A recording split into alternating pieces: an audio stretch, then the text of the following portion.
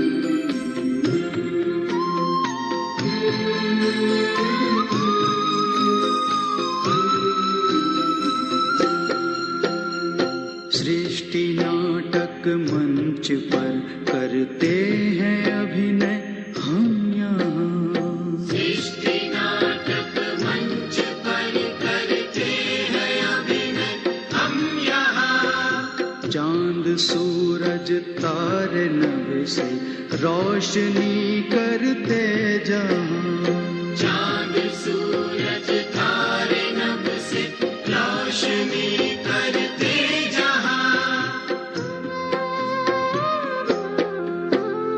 जय पराजय सुख दुख ये खेल लगते सारे हैं। जय पराजय सुख दुख ये खेल लगते सारे हैं। खेल लगते सारे हैं।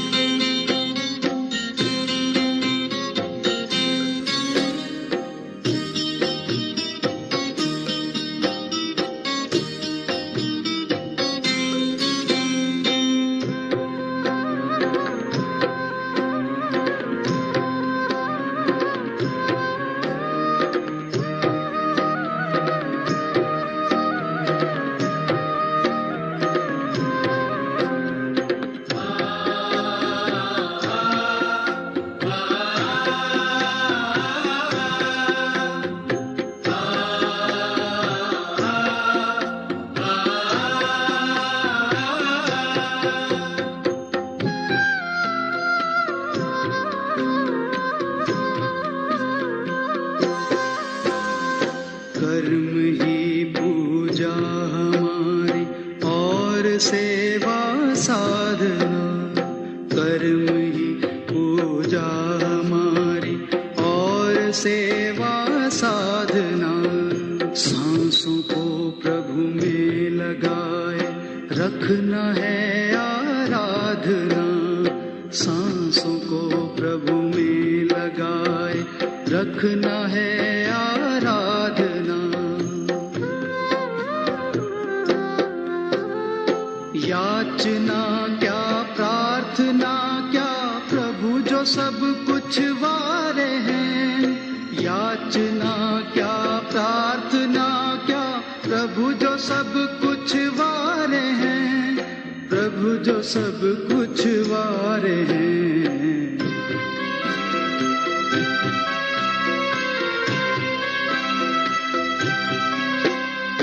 हम तो हैं एक आत्मा, तन में चमकते तारे हैं।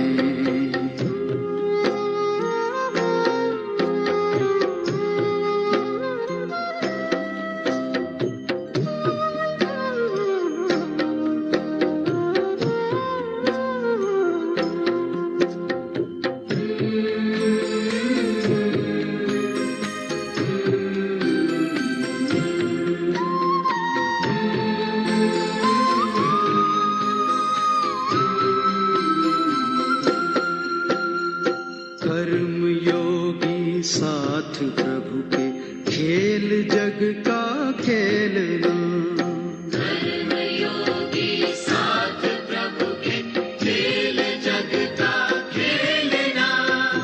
और फिर हो करके साक्षी, कर्म अपने देखना। और फिर हो करके साक्षी, कर्म अपने देखना।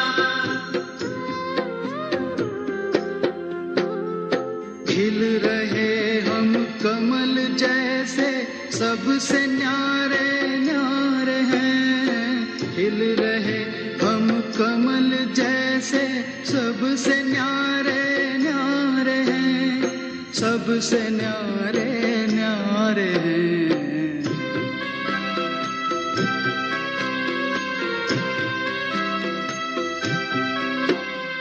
हम तो हैं एक आत्मा, तन में चमकते तारे हैं। परम प्यारे प्रभु पिता को हम तो अतिशय प्यारे हैं। परम प्यारे प्रभु पिता को हम तो अतिशय प्यारे हैं। हम तो हैं एक आत्मा, तन में चमकते तारे हैं। तन में चमकते तारे हैं। तन में चमकते तारे हैं। तन में चमकते तारे हैं।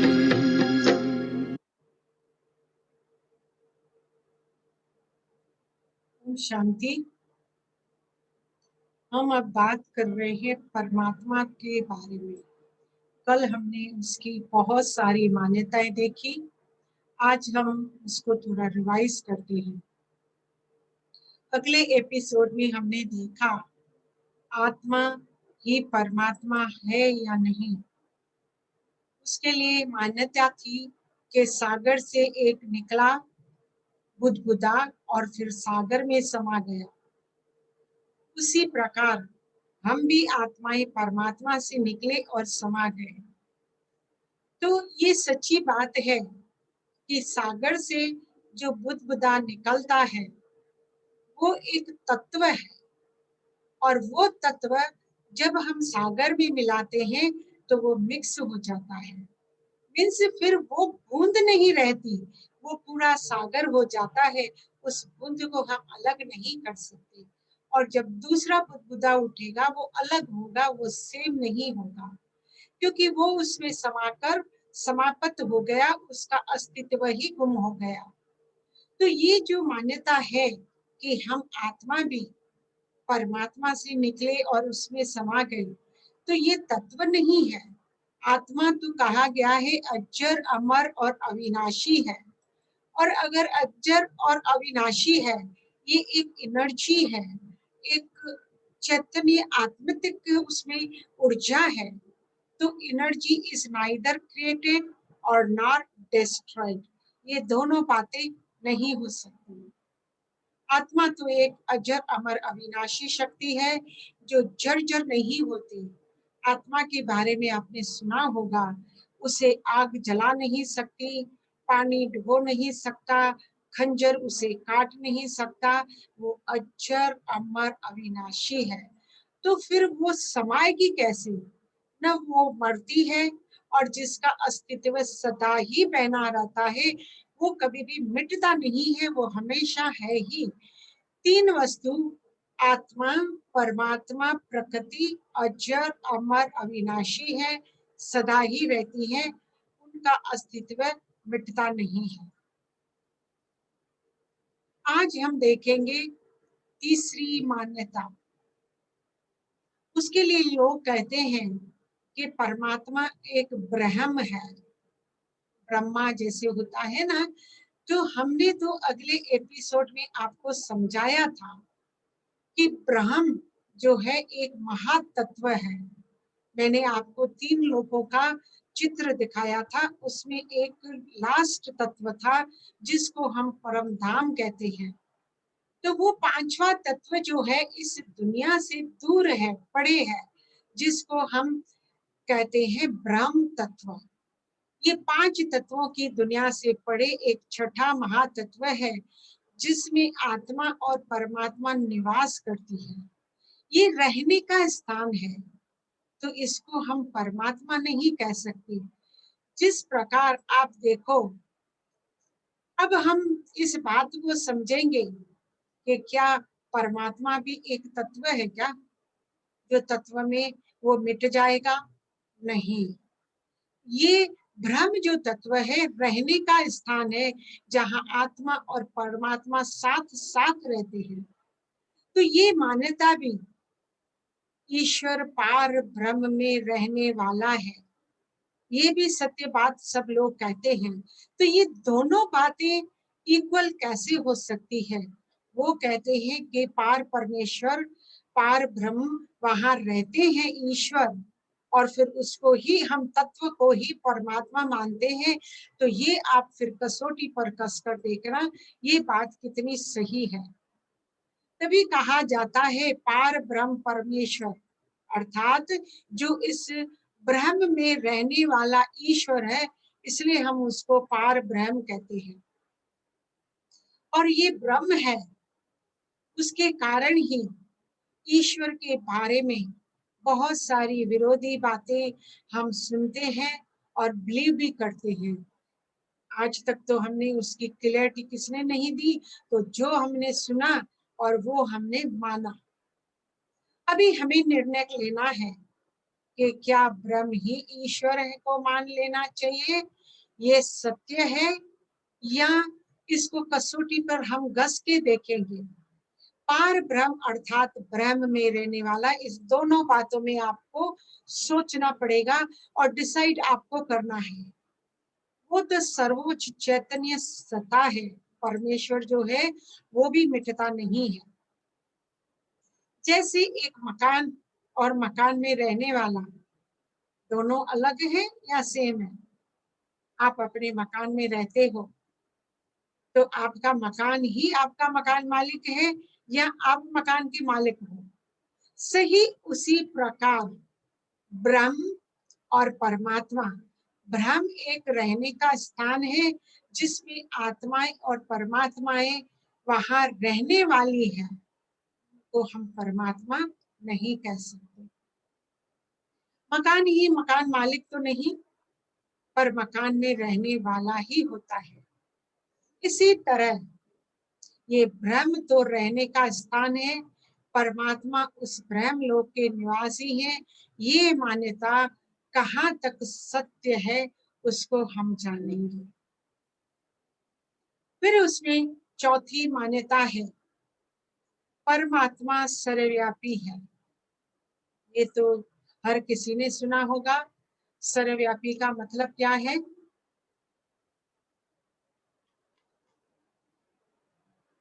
सर्वव्यापी हम उसे कहते हैं कण कण में व्यापक। कहाँ नहीं है, आप जहां जाओ, जिधर नजर घुमाओ, वहां परमात्मा ही परमात्मा है। अब इसको भी हम कसौटी पर परखेंगे, देखेंगे क्या ये मान्यता सही है या ये भी ऐसे ही कही गई है।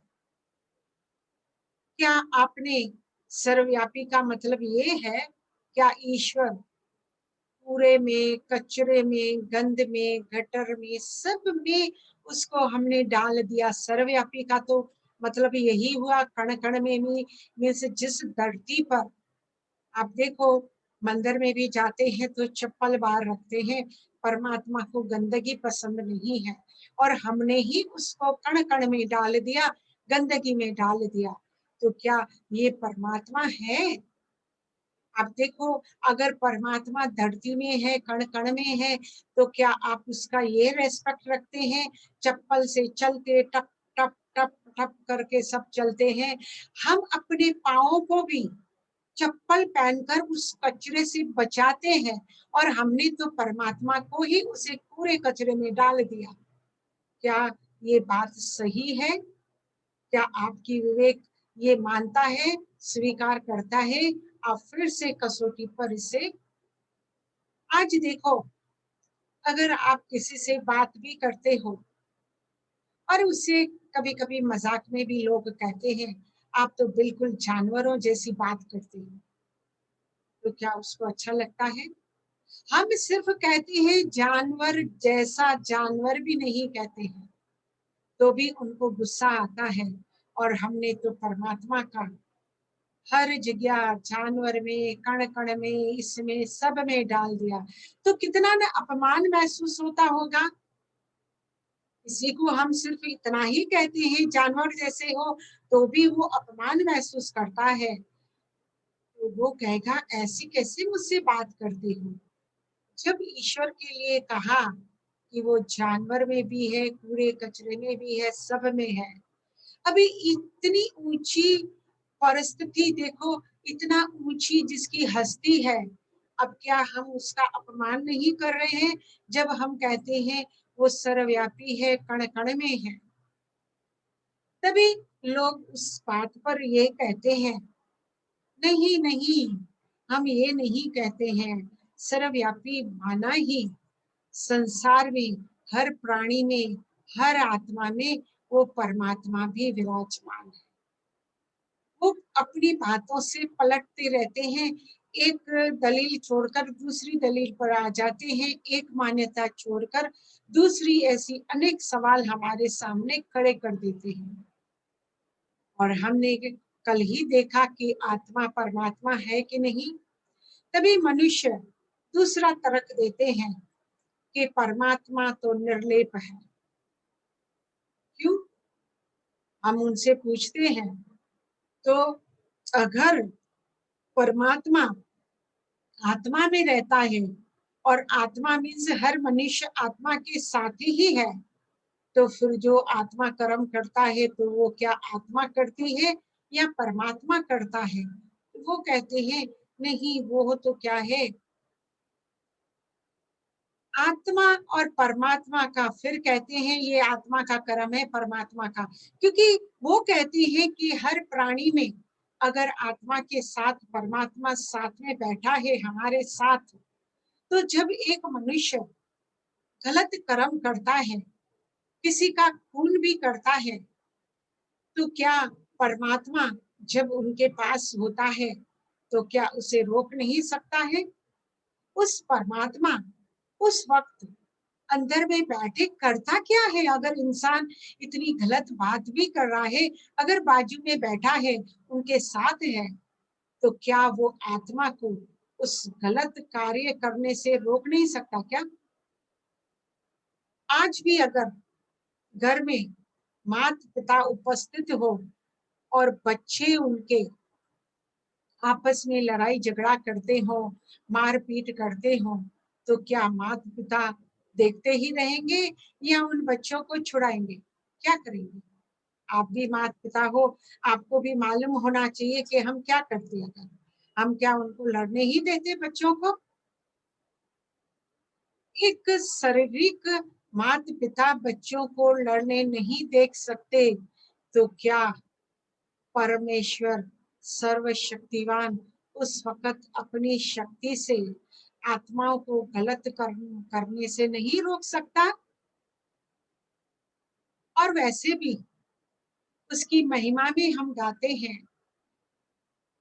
वो प्यार का सागर है, करुणा का सागर है, दया का सागर है, तो उस वक्त उसको दया नहीं आती है जब एक आत्मा दूसरी आत्मा का खून करती है या दूसरी आत्मा के साथ कुछ भी गलत करती है, गलत कर्म भी करती है, तब क्या भगवान उसे नहीं देखता? तो ये गलत कर्म करने से कम वो रोक तो सकता है, और कुछ नहीं कर सकता। तो परमेश्वर तो सर्वशक्तिवान है, वो अपनी शक्ति से कुछ भी कर सकते हैं। आत्माओं को भी गलत कर्म करने से रोक सकते हैं, लेकिन वो वहां होते नहीं है। अगर साक्षी होकर रहना है तो उसे मनुष्य में विराजमान ही क्यों होते हैं? फिर लोग दूसरी तरफ देते हैं जब हम उनसे पूछते हैं कि अगर भगवान इंसान के आत्मा के बाजू में ही बैठा है तो वो सब ये क्या कर रहा है जो इंसान कर्म कर रहा है? तो वो कहता है परमात्मा तो साक्षी होकर ही देखते हैं, उसे मनुष्य के इन कर्मों में बीच में वो आते ही नहीं है। तो परम धाम में वो साक्षी रह सकता है, मनुष्य के शरीर में ही रहकर साक्षी क्यों होना है? अगर साक्षी रहना ही है तो परमात्मा आत्मा के बाजू में आकर बैठने की भी क्या जरूरत है? वो तो दूर अपने घर में भी बैठकर साक्षी अवस्था में तो रह ही सकता है ना। तो ये भी सही बात नहीं बैठ रही है। जब हमें कोई व्यक्ति के बारे में कोई भी बात करनी है और अगर हमें कुछ उसके बारे में कुछ भी मालूम नहीं है, तब हम कहते हैं कि भाई आप उसके बीच में क्यों पढ़ते हो? छोड़ दो उस बात को जिसकी हमको जानकारी नहीं है। तुम क्यों बीच में पढ़ते हो? ये ऊपर वाला ही जाने। और कभी भी हमने गलती से ये नहीं कहा कि नीचे वाला जाने या वो जो हमारे आत्मा में बैठा है वो जाने। कभी ऐसा कहा है? सबने कहा है ऊपर वाले जाने। जो जाने अनजाने हर एक के मुख से ये सच्चाई निकल जाती है, ऊपर वाला जाने। किसी ने भी नीचे वाला नहीं कहा। मीन्स वो इधर नहीं रहता है, ऊपर कहीं रहता है ना। तो लेकिन ऊपर वो कहाँ रहता है वो हमारे पास जानकारी नहीं है, इसलिए हम परमात्मा के लिए कुछ भी कह सकते हैं। गायन भी है परमात्मा के लिए, ऊंचे ते ऊंचा तेरा नाम, ऊंचे ते ऊंचा तेरा काम, और ऊंचे ते ऊंचा भगवान। तो आप सोचिए कि ये गायन में क्या कहा गया है? जिसका नाम, काम और रहने का स्थान यहाँ नहीं है, सर्व से ऊंचा है। जो हमारे पास नाम है, किसी का नाम होगा शांति, लेकिन पड़ोस में अशांति फैलाने में नंबर 1, उसका परमात्मा के नाम ऐसे नहीं है। और उस जैसा काम हम भी नहीं कर सकते। जिसके लिए मैंने आपको एक स्टोरी भी सुनाई, वो उसका काम हम नहीं कर सकते। और उसका धाम ही तो है ऊंचा, मीन्स परम धाम में वो रहता है। इसलिए श्रीमद् भगवत गीता में भी भगवान ने अपने धाम के बारे में बोला है। उसने कहा है, बताया है कि परम धाम में ही मैं रहता हूँ, जहाँ सूर्य चांद तारों की रोशनी भी नहीं पहुंच सकती, वहां अंदर आ नहीं सकती। वो उससे भी ऊंचे स्थान पर रहता है। और वैसे भी परमात्मा ने, वो तो एक स्वयं प्रकाशमय है। इसलिए जब अर्जुन को उसने दर्शन दिया तो अर्जुन ने कहा बस करो, मैं सहन नहीं कर सकता हूँ। इस परमात्मा में इतना प्रकाश है, हजार सूर्यों से भी ज्यादा उसमें प्रकाश। वो जलाने वाला प्रकाश नहीं है जो हम समझते हैं सूर्य हमें जला देता है, ऐसा उसमें प्रकाश है। लेकिन कहने का मतलब कि उसमें इतनी शक्तियां बढ़ी हुई है जो हम किसी से भी उन शक्तियों को हम पूरा नहीं कर सकते। वो इतना दूर रहता है और उसमें सर्व प्रकाश रहते हैं। Please, now I'm on online. Can I talk later on? Okay.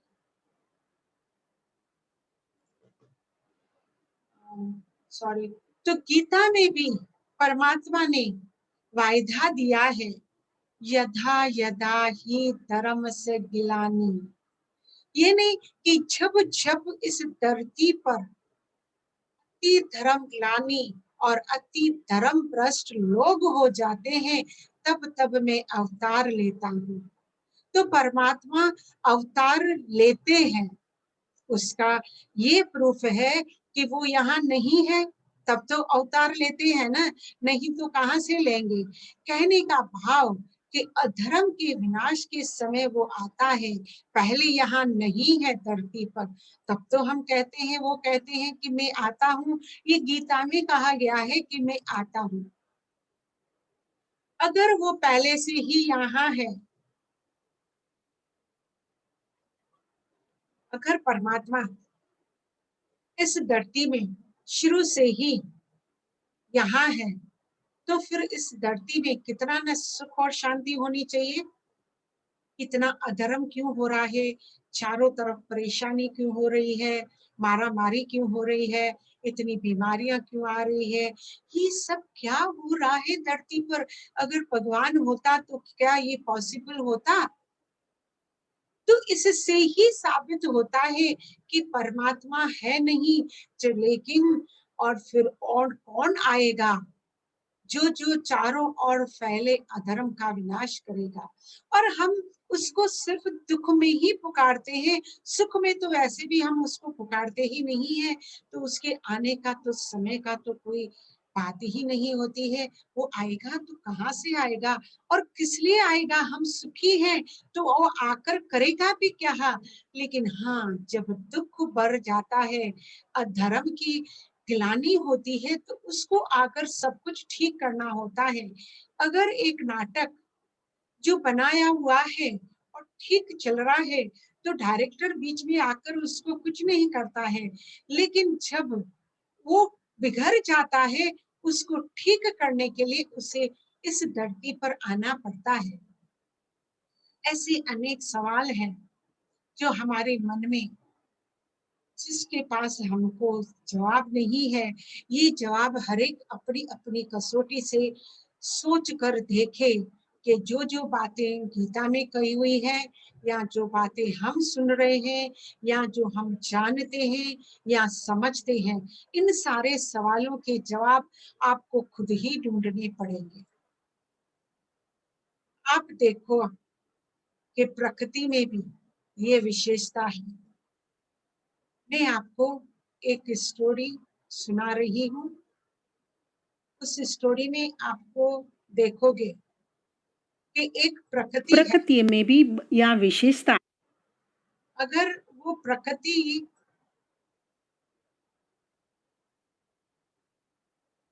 एक प्रकृति में भी इतनी विशेषता है, वो क्या करती है प्रकृति, वो हम देखेंगे। आप देखो, उससे अगर एक आग है, उसमें हम लोखंड डालते हैं, तो आप उसके संग में आग में वो भी देखो लाल हो रही है ना। तो प्रकृति का भी संग उसको लगता है। और अगर हम दो फ्रेंड्स हैं, तो हमारा भी रंग, हमारे संग का रंग उनको भी लगता है। इतना तक नहीं, आप देखोगे, इसलिए कहा गया है कि you tell me who are your friends and I tell you who you are. क्योंकि उनकी संगत का रंग हर एक इंसान को जरूर लगता है। जिस प्रकार प्रकृति मीन्स एक आग ने भी, जब एक हमने लोहा डाला, वो भी लाल हो जाती है, आग जैसी दिखने लगती है। और जो मनुष्य आत्मा दोस्तों के संग में रहता है, तो वो भी वैसा ही हो जाता है। अरे इतना तक नहीं, लेकिन यहाँ कहा गया है कि एक जो मनुष्य भी है, वो भी क्या है। आप देखोगे कि मैंने सुनाया था कि प्रकृति में भी पंछी भी क्या हो जाते हैं, उनके संग रंग का संग जरूर लगता है। वो कैसे, हम आगे आपको समझाते हैं।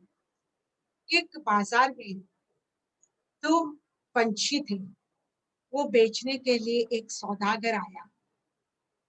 तो राजा ने एक संत था, दो तोते थे। एक संत ने एक तोता खरीदा और अपने पास ले गया, और दूसरे एक गुंडा था, उसने भी तोता खरीदा और वो भी लेकर अपने घर ले गया। अब ये तो पंछी तो दोनों सेम ही थे। अब उनको क्या हुआ कि जब वो अपने घर ले आए तो हमने देखा कि सुबह जो संत के पास तोता था, वो क्या कहता था, सुबह सुबह उठकर राम राम राम राम करता था। और जो गुंडे के पास गया था, उसकी ही भाषा वो सीख गया और वो सुबह सुबह उठकर गाली गलौज करने लगा।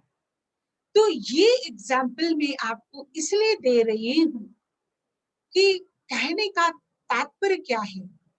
आपने देखा कि कैसे एक प्रकृति का गुण असर तत्वों मीन्स पत्थरों पर, लोहे पर भी पड़ता है। मनुष्यों का संग से दूसरे को भी संग का असर होता है। इवन पशु पंछियों पर भी संग का रंग लगता है, इसलिए उनकी भाषा बदल जाती है। एक गाली बोलता है और दूसरा राम राम कहता है। तो क्या परमात्मा जो सर्व गुणों में अनंत है और वो हमारे पास ही है, हमारी आत्मा में ही समाया हुआ है, मेरी भ्रुकुटी के बीच में मेरे साथ ही बैठा है, तो क्या मुझे कभी भी उसका कोई भी रंग संग का रंग नहीं लगा? पॉसिबल है? आपको इस एग्जाम्पल से समझ में आया होगा। वो अंदर बैठा है तो उसका कुछ तो मनुष्यों में थोड़ा बहुत तो रंग लगे, आत्मा को न लगे ऐसा तो हो ही नहीं सकता है। फिर उसका मनुष्यों में विराजमान होने का तो सवाल ही नहीं है। इंसान को जब नहीं लग रहा है रंग मीन्स परमात्मा मेरे साथ नहीं है, अगर वो मेरे पास होता तो उसके रंग में रंग कर में परमात्मा जरूर बन जाता। लेकिन हम में तो कुछ लक्षण है, सब नहीं है। वो सर्वशक्तिवान है, मुझ में कुछ थोड़ी शक्तियां हैं। वो सर्व गुणों से संपन्न है, मुझ में दो चार गुण होंगे, कभी वो आएंगे तो वो चले जाते हैं। हम सर्व गुण नहीं हो सकते, सर्वशक्तिवान नहीं हो सकते जब तक हमारी लगन प्रभु से नहीं लगी है। तब तक ये, वैसे भी परमात्मा को पारसनाथ भी कहा गया है, और आपको मैंने पहले भी सुनाया था, आज फिर से सुना रही हूँ। पारस एक ऐसा पत्थर है जिसके पास अगर आप लोहा भी रखोगे तो वो सोना बन जाता है, लोहे से वो सोना बन जाता है। उसका रंग का संग का असर उस पर पड़ता है।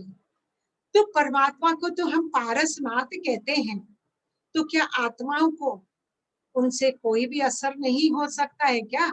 हम लोहे का ही लोहे रहे, हम वैसे की वैसे ही रही, हम में थोड़ी भी शक्तियां नहीं आ रही है, थोड़ी भी गुण नहीं आ रहे हैं, थोड़ी भी सभ्यता नहीं आ रही, उस पारस का भी हमें असर नहीं रहता है। फिर उसको मनुष्य में विराजमान होने का तो सवाल, मेरे ख्याल से अब तक तो आपके समझ में आ गया होगा कि परमात्मा सर्वव्यापी नहीं है।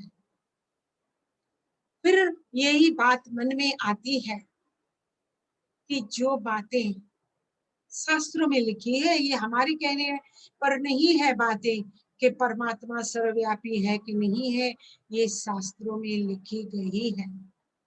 तो क्या शास्त्रों में जो लिखी गई बातें वो क्या गलत हो सकती है क्या? बिल्कुल नहीं। ये शास्त्र गलत है, और क्या सच है उसको आप करना, उस पर सोच विचार और करना कल का इंतजार। हम आपको इसमें डिटेल में आगे बताएंगे कि शास्त्रों में जो ये बात लिखी गई है उसका सही मतलब क्या है, जिसको हमने अपनी ही शास्त्रों में तो जो लिखा होता है हम अपने ही बस मनमानी से ही पढ़ते रहते हैं। हम इस शरीर से लिपटे हुए आत्मा है जिसका सिर्फ एक ही लक्ष्य है, परमात्मा से मिलना। क्या आप मुझे मिल जाओगे कैलाश पर, जो हो जाए मैं सन्यासी, या मिल जाओगे मंदिर मंदिर में, देखूं मैं आपको, ये भेल पत्रों से पूछूं मैं कैसे कि तुम हो सर्वव्यापी। और एक बार एक भगत ने संत से पूछा, मुझे भगवान नहीं मिला। तो उसने कहा, कैसे मिलेगा? आपने उसको एसएमएस किया है क्या? उसका रास्ता कहाँ है, जगह कहाँ है, क्या आपको मालूम है क्या? उसने कहा, वो तो सर्वव्यापी है। तो कहा, ठीक है, लेकिन आपने उसको एसएमएस तो नहीं किया होगा ना। एक बार एसएमएस करना शुरू कर दो तो वो आपकी बात मानेगा। पर एसएमएस करूं कहाँ, उसका तो नंबर ही नहीं है। भगवान का मैं कैसे एसएमएस करूं? तो अच्छा, एक बार एसएमएस का अर्थ तो समझ लो, फिर करना। एस फॉर सच्चे, एम फॉर मन, और एस फॉर सिमरन, अर्थात सच्चे मन से स्मरण करो तो तुरंत भगवान मिल जाता है, भगवान दूर नहीं है। तो ये सारी बातें क्लियर की, और आप भी रोज जितनी मान्यताएं हम सुनते हैं उन पर सोच विचार करते होंगे और अपनी कसौटी घिस कर देखते होंगे क्या सच है और क्या झूठ है। चलते हैं हम हर रोज की तरह, अपने मन को शांत करें और उसमें हम सर्व शक्तियों को भरपूर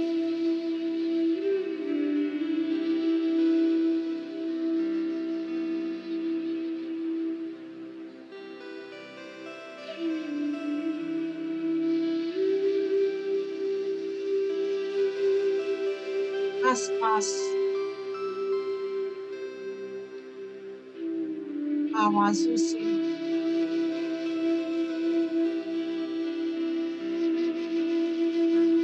हलचल से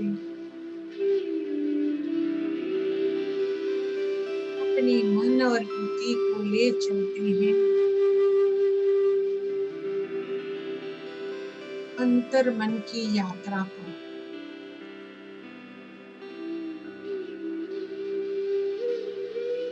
जाने पहचाने अपने आप को,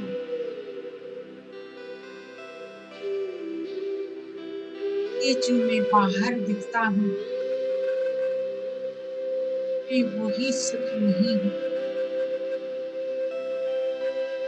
अंतर आत्मा में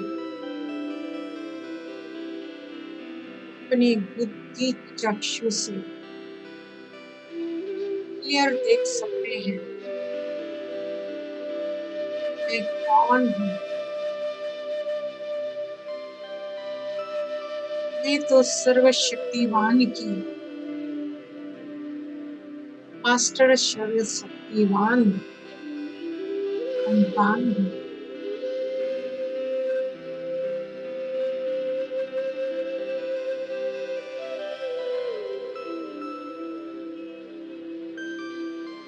और जिसका मैं संग करूंगी जैसा हम बन जाते हैं। आज हमने समझा कि एक प्रकृति का भी रंग लगता है।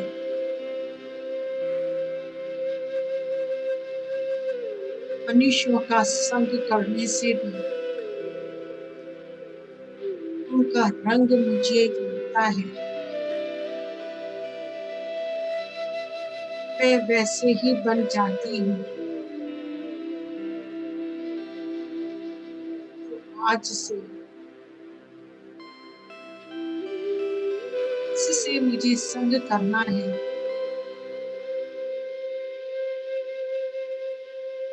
इसके साथ क्या बात करनी है, किनके संग उठना बैठना है, उन पे बड़ा ध्यान देना होगा।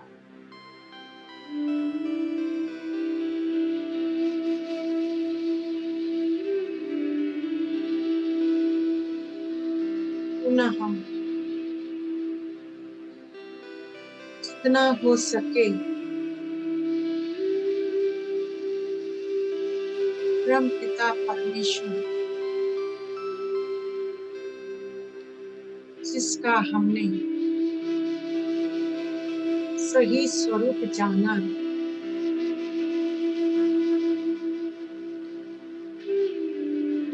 जिसके संग में ही रहने से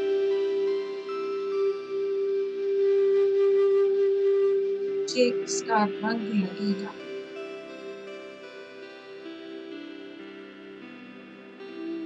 वो तो एक पारस है और मैं एक लोहा,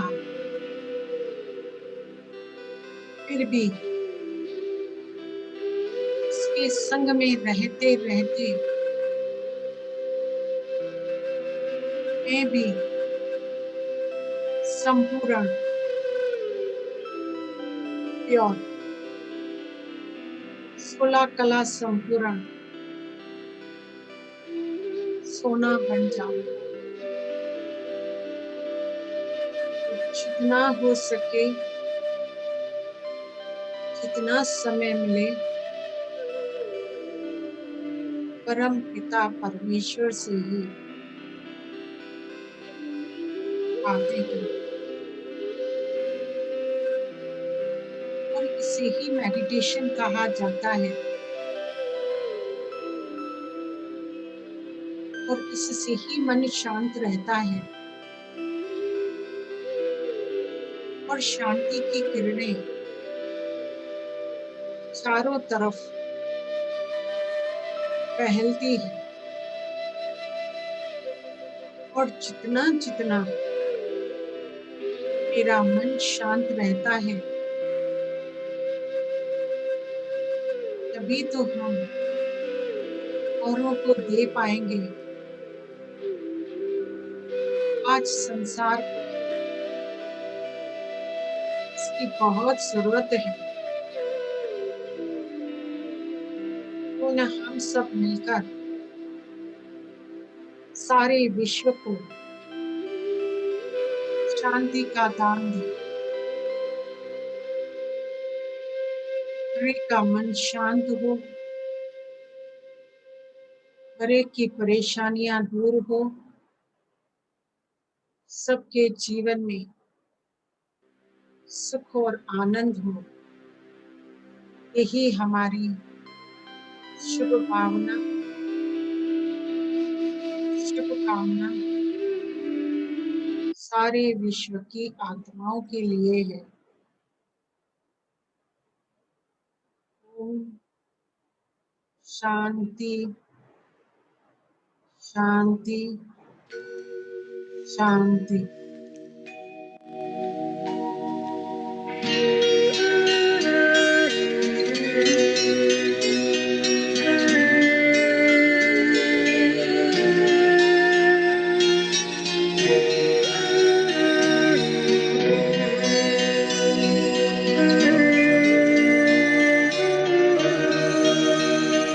मैं आत्मा हूँ, मैं आत्मा हूँ, मेरी शक्तियाँ मन बुद्धि संस्कार। मैं आत्मा हूँ, मैं आत्मा हूँ, मैं आत्मा हूँ, ज्योति से भरे हैं प्रकाश, जहाँ नहीं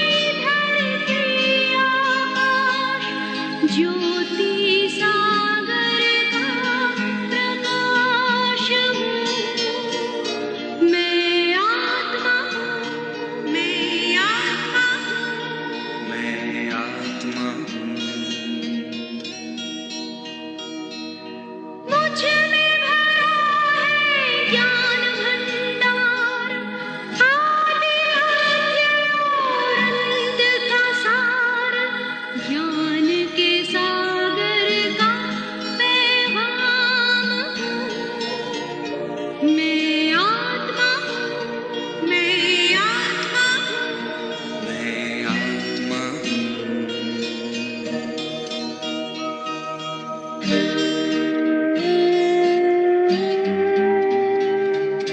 शांति रूप में करूँ विश्राम, घर मेरा है शांति धाम, शांति सागर की संतान हूँ।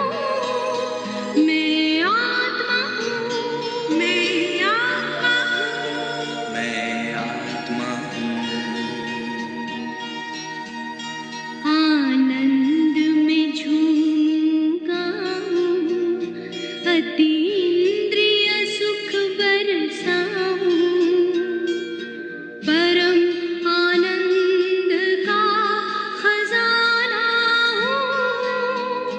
मैं आत्मा हूँ, मैं आत्मा हूँ, मैं आत्मा प्रेम रूप मेरा न्यारा, पिता प्रेम सागर प्यारा, स्नेह के रत्नों की खान हूँ। मैं आत्मा हूँ, मैं आत्मा हूँ, मैं आत्मा पवित्रता में मैं सरताज, मेरे घर में पावन राज, पावन पिता की मैं आन हूँ। मैं आत्मा हूँ, मैं आत्मा हूँ, मैं आत्मा